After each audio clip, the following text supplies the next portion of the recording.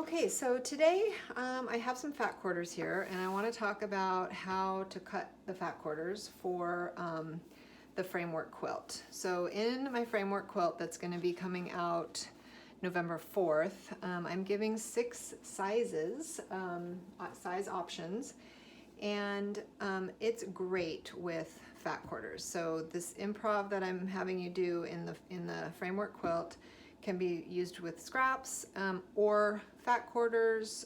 For the larger sizes, you can use 1/8 yard cuts, 1/4 yard cuts. But fat quarters are great for the throw and the wall size and even the crib size. So anyway, this is a bundle that I have not finished cutting.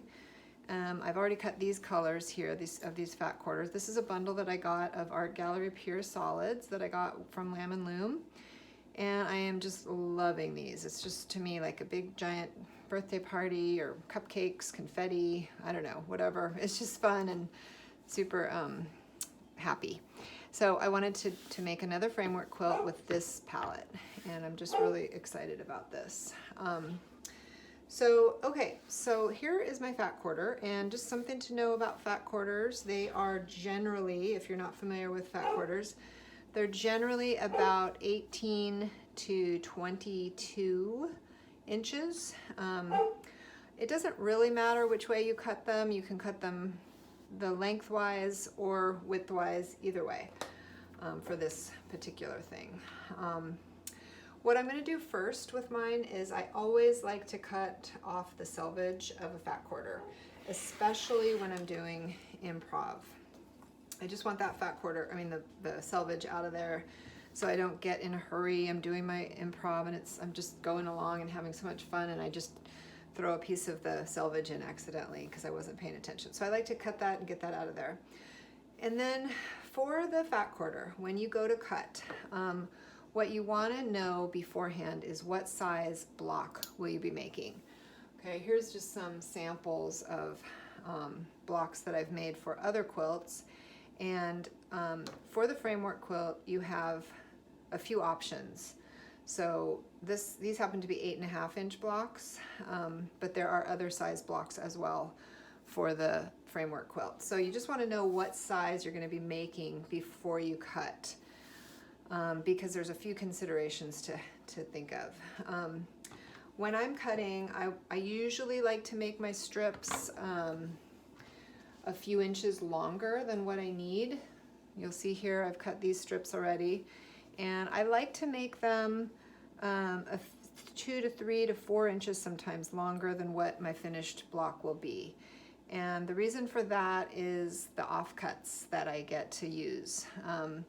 Now, do I always have to have long strips? Absolutely not. Sometimes I might want to do my block just an inch or two longer than it needs to be, just enough to give me trimming room. So I also like to cut short strips that I can then make into the size that I need. So you can go either way, because you don't always need offcuts. You know, I like to use them, but you don't always have to, and maybe you only want to use them here and there and minimally. So every block doesn't need to be 2 to 3 to 4 inches longer. So just something to keep in mind.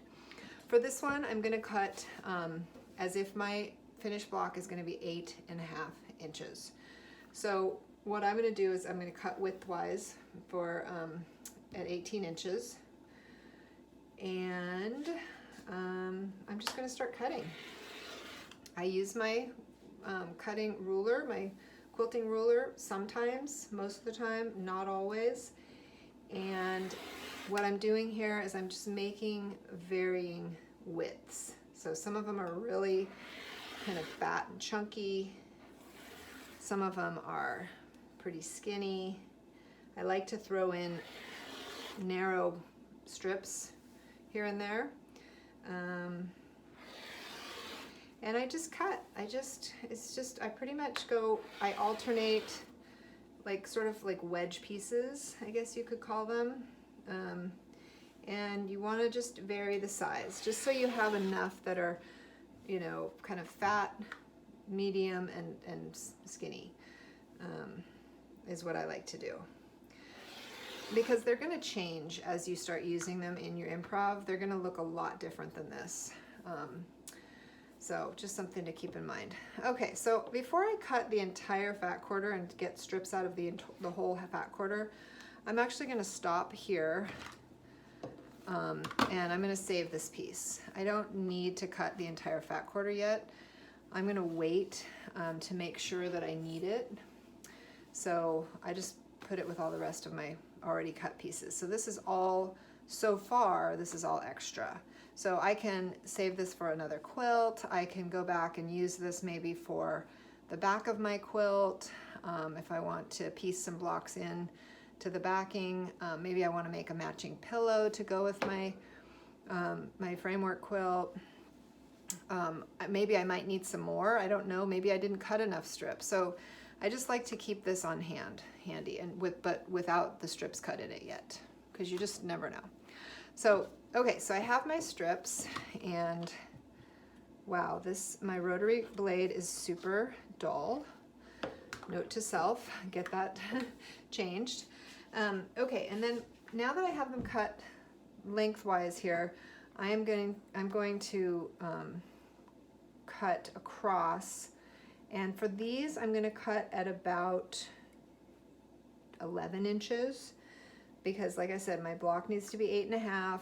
I want to give it an extra few inches, so I'm going to go to 11.5 or so, and it does not need to be exact by any means.